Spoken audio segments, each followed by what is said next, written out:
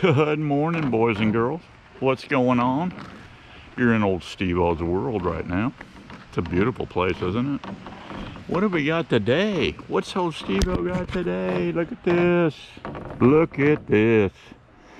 We have two 2x8, which is actually 1.5 by 7.25. Why would they call, isn't that false advertisement, guys? When you sit there and put a product out and you call it 2x8, and it's, yeah, they're shorting you a 1/2 inch on the thickness, and they're shorting you what? 1/2 inch on the width. I don't know what they're shorting me on the length, but whatever. Two of these puppies, we did 2 of these the other day. Oh yeah, look at this here. I just noticed this crack. It runs all the way down to here, and there's another one here. But I'll fix that. But anyway, yeah, lumber quality these days is slipping, whatever. We have to just make do with what we can do, you know. But yeah, we bought 2 of these the other day, and we made 14 nukes. So what do I have here? I got 28 nukes worth here. Now I did have a waste piece of about that much waste at the end, and I didn't know what to do with it, so I threw it away. Anyway, yeah. So that's today's little project. We'll process these, and we'll get these in stock. And then I got to start processing a whole bunch of pallet wood material. But today's Saturday, and I can't get into that place until Monday through Friday. And boy, they go through a lot of wood. It's a flooring store. We go through a lot of pallets, rather. It's a flooring store, and I think what comes in on is tile, because I can smell a little bit of cement dust in the pallets a little bit. But the pallets, guys, the pallets are like brand new wood, and they just throw them out there. So I'm going to harvest them. We're going to process them, and I mean, see here, we got a lot of knotty stuff here, a lot of knots and stuff in this wood. So the quality, they call it number 2. And be careful, they got, for whatever reason, they got staples shot. I inspect these pretty good before I go sailing through saws with them. Yeah, apparently they just shoot down the tarpaulins or whatever they throw on this for transit. They're just shooting staples all over the flipping place. Tags and whatever. You got tags on the end with a skew bar on it. But before you go slicing and dicing all this stuff,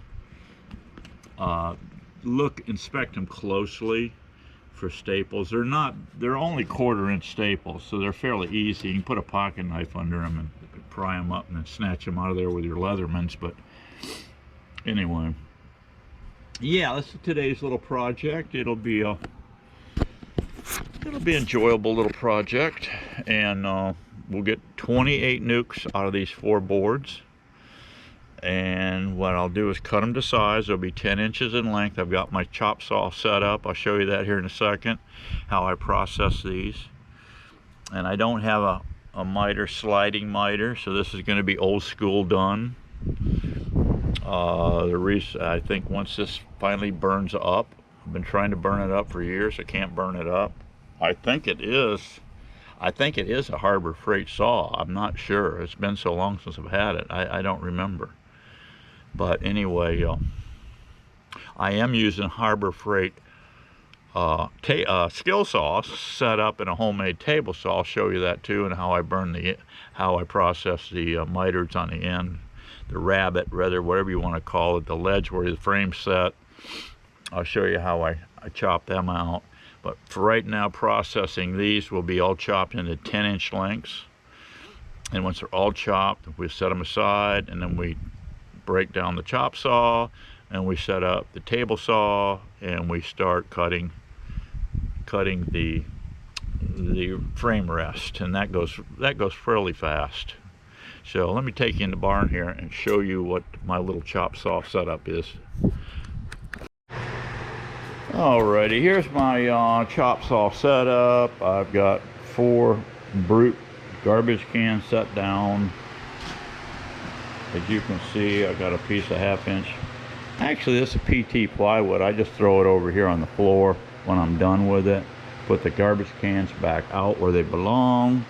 But this is my old chop saw here. Yeah, I've got the fence already set up for 10 inches. And I just ran a test piece through it. It's set on perfectly. It's very simple setup. The saw came with 4 points to hold it down, but I'm only using 2. I'm using one here and one here, and it's just a washer. Very simple, quick setup. And I bolted it to this piece of plywood that I stand up when I'm done in the corner. I throw it on top of this. You can see I use 4 spring clamps to hold it in position. You don't want this thing sliding all over the place. You want this at a comfortable height position here to work your saw. I'm only using, I've got a carriage bolt right here. This was just this stop I quickly knocked out. It took a 2x2 material and 2x2 here for a stop, and I just put it on here. I bond tied it and shot 3 screws in there, 4-inch screws, pilot hold it, and ran it into here with bond tight 3. Before I did that, I cut this slot out with a skill saw quickly. I bored a hole through. I think I took a 1/2 inch paddle blade through, bored through here, and then I just whacked it out with a, sliced it out with a skill saw. That's my table saw over there. We'll show you that setup, and when I get ready cranking out, cutting the ends, I'll show you that. But this is very simple setup, and you can fine tune it with your hammer here a little bit when you get it tight, and really crank down tight with this. That one bolt holds it. I put in 2 holes. You can see I put in 2 holes, and then when I cut, I've got other positions here for cutting different length boards, like the 21 and 5/16 for the pallet wood. I'll back it off, and I've got marks here that I put on. I can slide this down to the mark, and it's quickly, I just take this bolt out and let it lift my board up. The bolt drops out, I come down, shove it through, put it on. It's a carriage bolt, and it's got a rounded head on the bottom side, so it fits nicely under there. Yeah. So that's a very quick setup. Now this is a back and aft saver right here. I bought 2 of these at Harbor Freight. These roller stands, they were cheap. It seemed like I paid 15 bucks a piece or something for these. It seems like. I may be wrong. They were very cheap. This is the way to go, guys. And you just put these on here and eyeball it for height. And what you do here, put your first board on. When you put your first board on here, you look to see if the bolt, you look at this end, right? You look here, well, this has got to, the board has got to be flat to here, and you run it up your stop. And that's the other thing, when you're feeding this thing, don't slam it against the stop. Bring it in and just touch it. You can see it's tight. And then you eye down through here to make sure this is up against, so you got a 90-degree cut. If this thing's cocked out just a little bit, you're going to have an oddball cut there, and that's not good. You want beehives, you want the lids to fit right, especially at the top where you're cutting the shelf, frame shelf, and you're putting a lid on this thing. So make sure your board is up tight against here and touching here, and straight across. This is flat across here, and don't slam it against the fence. Bring it up just slowly. These roll, that's the beauty of these rollers. It'll just glide right up here so nice once you get the height adjusted. But the trick on height adjustment is you have your board sitting here flat. If that end is down, you'll have a gap under here. You don't want that. You want it flush here. Then you come over here and you eyeball this here. The gap, if there's a gap under here, okay, you've got the S end down there too high. So lower your stands until this feed table, so your feed table's coming in here flat across this plane right here. You want that timber flat across there. Very simple. It takes just minutes to set up. And it's easy to adjust those red handles. You can raise up, down on those and adjust that timber until you get it right. Now, if you're fighting it and you say you're a 1/4 inch high here, take the timber off. You can take a magic marker, take the board and set it aside, or prop it up on that table there, and take your magic marker and make a mark right here. I usually leave this one a little low, and this one here, that will get my table over here right, and then I know how much gap there is down there, so I can come here. So I'm not fighting the 2x8 while I'm trying to adjust this. I've got a mark here. Put a mark here. And that way you can loosen this very simply and move this up or down, and then lock this handle back in. Now you've got it adjusted. Okay, let me get set up here and start chopping a bunch of wood. And then when I get this project done, then I'll show you my little quickie setup over there. This comes off. I put this to bed. That goes on, and we'll start chopping all the frame rests. Easy peasy. Alrighty guys, I got my first board on here, and with a chop saw, I forgot to tell you this before, this thing will only chop to about here. With a slider, of course, you can come all the way across, but we're old school here, and we're using what we have. So you have got to flip this board over for your second time. So each 10-inch cut that I make here, I have to rotate the board, but it's no big deal. Especially, it was before, because I had a makeshift deal here. It was tough to fight this. But look at this, how easy this board rolls on these rollers. And it takes a minute to get these adjusted. You leave this one low, and you adjust that till you get this gap closed up here to where it's laying flat on the table. Once you establish that, then you just raise that one up till it hits, put a little tension on it, and lock it down. So I thought I'd let you know that if you're using a 10-inch chop blade like this, you will not blow all the way through this material with one chop. You have to rotate the board over. But it's no biggie. Come back here, pick it up, roll it, come back up to your stop here gently, put it up against there, and chop again. The cut matches, guys, the cut matches. So that's that. Okay guys, make sure when you cut these that you periodically check and make sure, sight right down, make sure you can eyeball 90 degrees from here to here if you can't get a square, and check it. That way you make sure, because you've got adjustments on these saws for tilt. Sometimes they can get out of tilt, so yeah, check that, because you don't want, that's going to screw up your lid seating. This is what I ended up with for scrap on that 12-foot board. So we're getting 14. You're getting 14 ends, 14 pieces here is what you're getting per board. 1, 2, 3, 4, 5, 6, 7, 8, 9, 10, 11, 12, 13, 14. So you need two per hive, right? And so we've got 2 boards, so give you 20, what?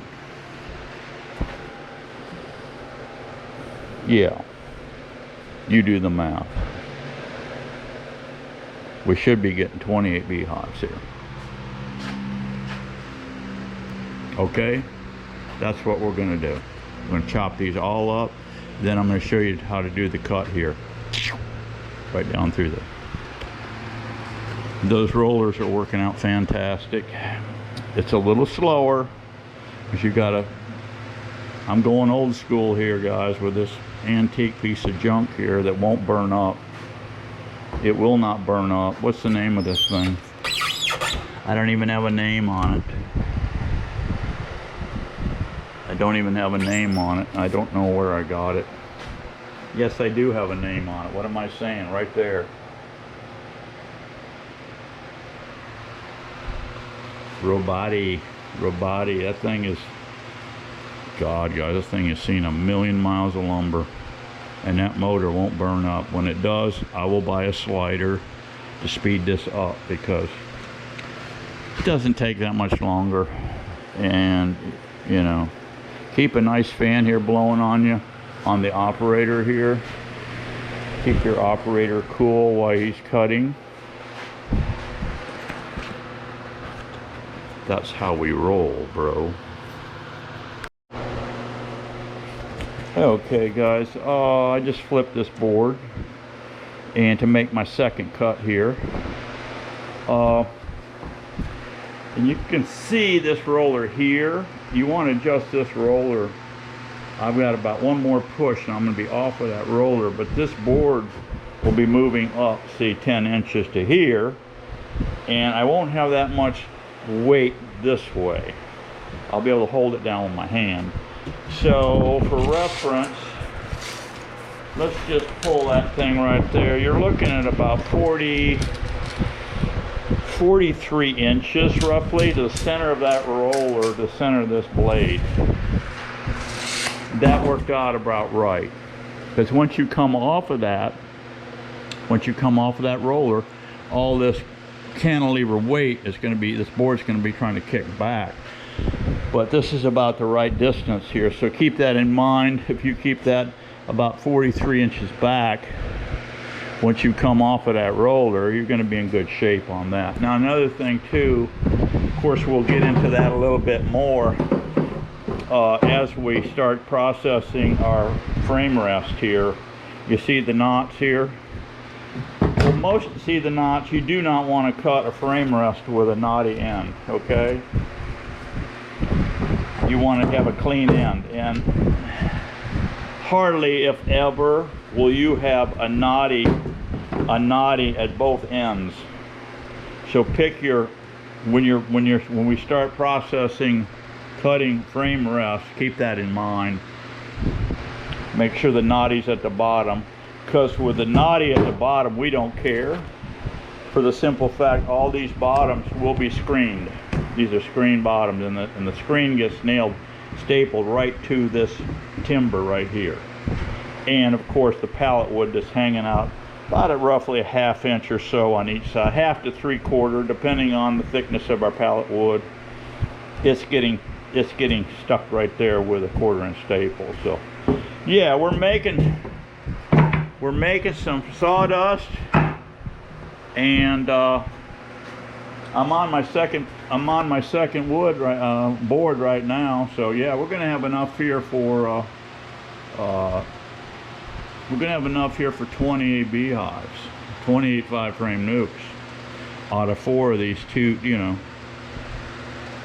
12-foot timbers. So yeah, Steveo's, I got 10%, I don't know if I told you, I got 10% off with my birthday deal.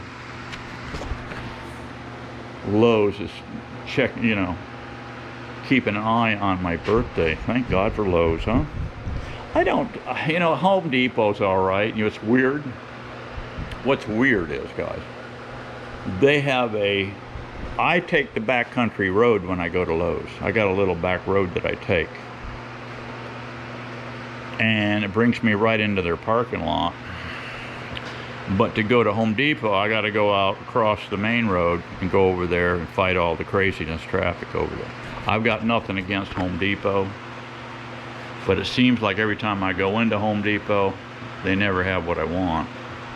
And I'm sure there's a million guys out there say, every time I go into Lowe's, they never have what I want. Well, I don't seem to have that problem so far, but anyway, yeah. What we're gonna do too, I've got 10% off all month because it's my birthday month. We're gonna go back and get some more 1/4-inch backer board. Yeah, I'm gonna burn out a bunch of backer board for these 5-frame nukes. And all the wood I have out here, most of it is 3/4 plywood. It's expensive, it rots. I preserved it, it rots. You paint it, it still rots. I'm phasing out a whole bunch of that stuff as I take back pallet wood leftovers, dunnage from my pallet wood processing. That's going to go on a truck and go to the dump. I get free dumping, by the way, if you don't get too carried away. There's the trick on dumping. There's a scale you drive across, right? If that wood gets much higher than the bed of my truck, they give me one of these. Come here, boy. Come here, boy. And see your driver's license? So you give them the driver's license, right? So, plus I'm always winking at the girls, you know, down there. You wink at them girls down there, and a lot of times they just, you know. There's an old hippie guy down there. He'll give me this. He tries to make me come, guys, with one finger. Yeah, he tries to make me come with one finger. So yeah, I need to see that driver's license. So you give him the driver's license. But if you don't get that wood much higher than the ass end of this, the sides on this truck, they look up like that. Go ahead on. Go ahead. You know where you're going? Yeah. Go ahead on. So then I drive down around. So you take multiple trips, and they change guards down there all the time. So they never recognize me. And sometimes, you know, I'll put on my hat like this, or I'll put my hat like this. You know, it confuses them. You know. Confusing. So then I drive through and I go back and I dump my wood for free back there. So that's just another little Steveo tip there. So yeah, I like to pass these along to you. So yeah, we're going to be taking advantage of our 10% birthday month and get some more backer wood. I think I'm going to be good on all this shenanigans here, guys. I'll burn out 28 of these.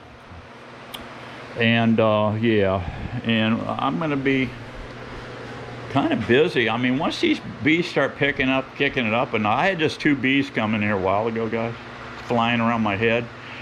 And I said, what are you up to? What's up? There's no honey in here.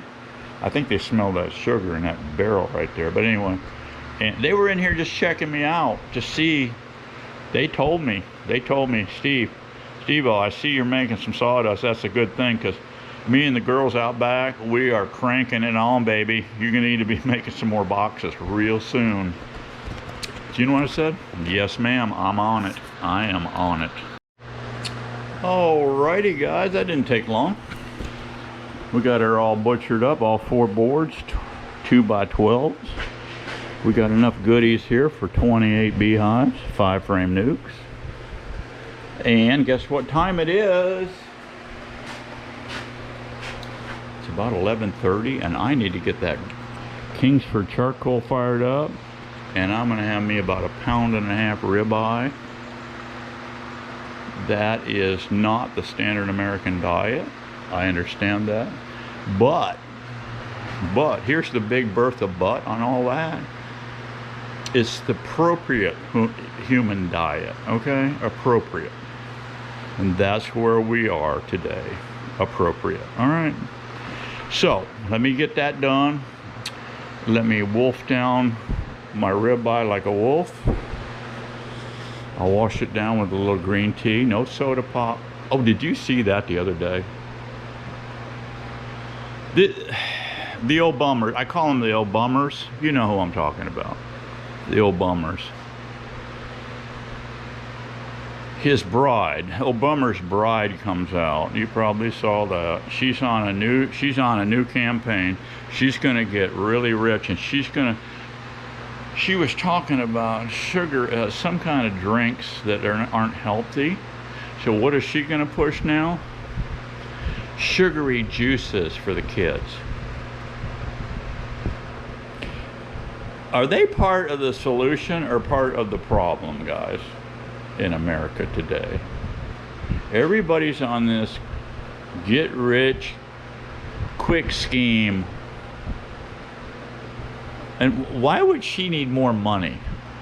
She's swimming in it now. We have a place in Martha's Vineyard, we have one in Hawaii, yada yada, bells and whistles, you name it. But no, that's not good enough. We got to get into more and more and more. The greed and the corruption, guys, will never stop. These people will never stop, okay? The far left they're getting loopy on their own sugar, okay? That's all I'm gonna say. We're loopy on our own sugar. The only thing I want loopy on sugar, guys, is my honeybees, okay? Get on a carnivore diet. Stop listening to these nut jobs, these far left nut jobs.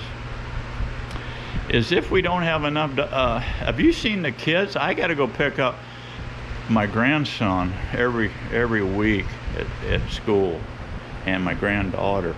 They're the only two that aren't obese that coming out of there. The kids I see coming out of there, oh my God, they're all on probably metformin. If another country wants to come in now and kick our ass, they could easily do it. Just bring maybe some, I don't know, maybe if they want to kick our ass, bring in a 6 foot long by maybe 1.25 inch bamboo staff. Yeah, they'll beat us all down with that. Yeah, they don't even need a weapon. They don't even need an AK. Just beat us all down with a bamboo staff. Yeah, that's where we're at right now. I noticed though that there's some really weird stuff going on in the military now. I don't know where these boys came, what planet they dropped out of, what cloud they fell out of, parachuted in like, you know, the Navy SEALs. But I hear, now I don't know, they may have pulled this back. They were going to put all their Navy SEALs on keto. They want to step it up a notch, put them on carnivore.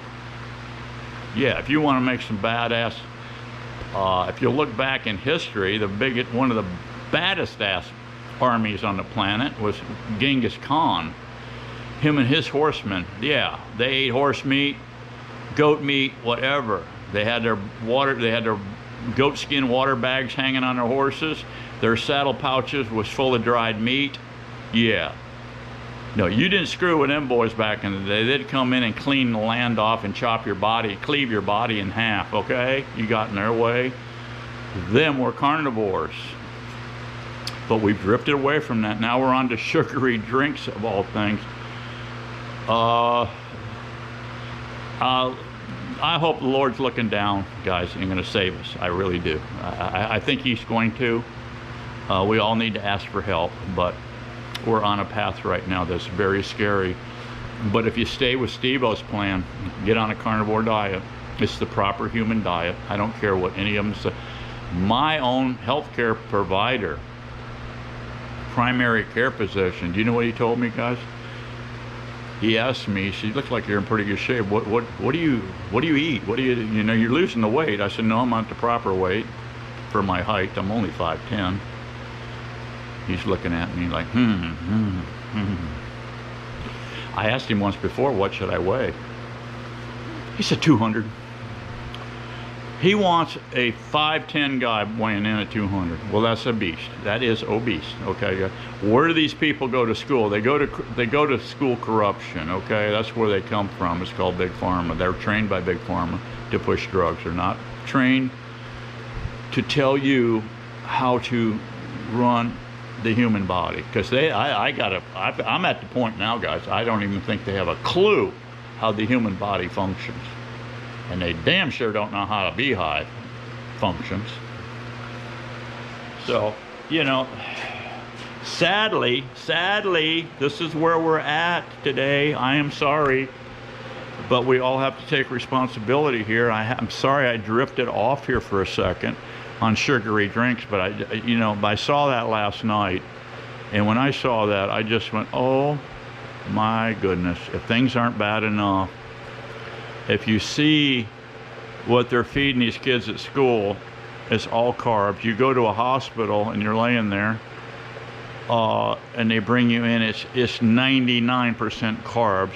All of the staff, with the exception of a very few, are morbid. Even the doctors are morbidly obese because they are brainwashed into thinking, I can be out of control, okay? I can be out of control, totally out of control, but I have somebody watching my back. You ain't got nobody watching your back. Let me tell you something, guys. You have nobody watching your back. Maybe other than Steveo, okay? I got your back. And if you don't believe what old Steveo's saying, you go on a carnivore diet for 90 days and you come back and you tell me how you feel, okay? And you will be going, thank you, Steve, and thank you, Lord, for helping me down the correct path, okay? That's all I'm going to say, guys, because what's going on out here right now is plain ass evil. All right, that's all I'm going to say. I'm glad I was here today to get you to smile. Okay, I didn't come here to scare the crap out of you, but I did booty Judd the other day. I got to stop talking about him because Miss Daisy already warned me on that guy. I mean, yeah, I got to stop talking about him, but. Anyway, we're having fun, and that's what we need to do in life, have fun. And the only way you're going to be having fun is feel healthy, like old Steveo, feeling healthy. I want you to get into the bees. That's why I've developed this channel. If you look at the title up there, it says all about the outdoors and what little bit I know about the outdoors after 60 some years of beekeeping, what little I know. And that's no joke, because the bees are constantly throwing you curveballs, okay? But it's the fun challenge of working the bees and trying to figure it out, and that's the fun part, okay? And that's what keeps you going. That's what's kept me going. I don't know about you guys. That's what's kept me going all these years, trying to figure out these critters. And you really never will.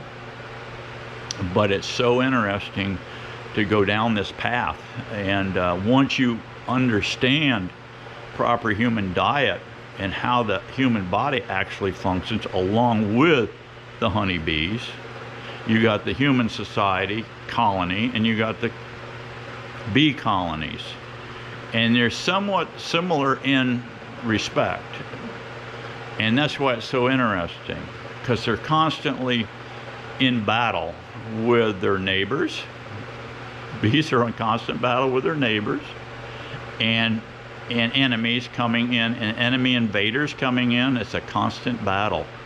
We have the same issue with the human race, but we also have a lot of people in corruption right now that's off the chart crazy. But we are going to figure it out, and I pretty much figured it out. And I'm hoping that you will help me continue to figure it out and get things straightened out. Because right now, what I see going on with these so-called health professionals and high up lawmakers, for us, telling us what's up, we need to be telling them what's up and stop the corruption, because that's 99% of what it is just slap-ass corruption. And this sugary drink thing that she's pushing, Obama is pushing, is absolutely evil for our young kids today. All right, let's stop this. I gotta get more good fuel in me, and that good fuel is going to be about 1.5 pounds ribeye steak, cooked medium. Let me get her done. Alrighty guys, while my charcoal is heating up and getting right, what I've got here is my little homemade table saw setup. As you can see, very simple. I drilled holes in and I shot them up through up here, and I took a hammer and hit it to the side, and they busted off flush with the surface. Very simple, quick setup. If I ever redo this, I'll make it wider. I've got this in here too tight, but it works. It works fine. Here's my blade adjustment height right here, just like you normally do. And what I've got here's a piece of 3/4 material, and I got my blade just set up just a little bit higher, which is fine. And now to set my fence, here. Now this is the direction here. I'm pushing material this way. I've got my blade set up. It's at 90 degrees too. That table's got a tilt on it. You never need to use it, right? I have a fence here set up. I've got it set up at a permanent location over here, and that was by total accident, guys. Because these are 10 inches. Look at this. The saw blade gods must have been with me, because that's perfect for running these boxes through at the bottom and cutting off what extra pallet wood I have there and that deal. So the saw gods were with me on that one. So to set the fence up for this cutting frame rest, I just put, now you can get crazy, you push on it, but you push it up, you just get where it's 90 degrees there.